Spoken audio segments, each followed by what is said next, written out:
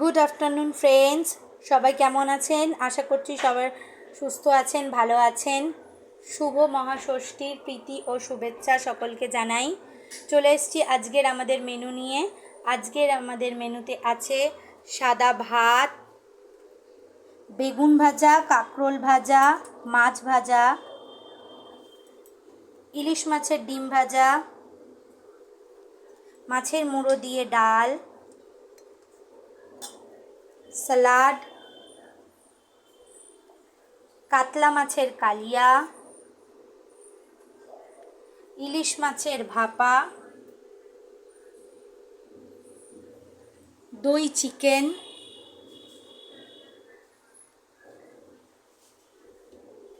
শেষ পাতে চাটনি।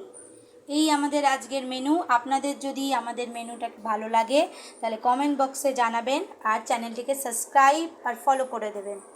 Thank you.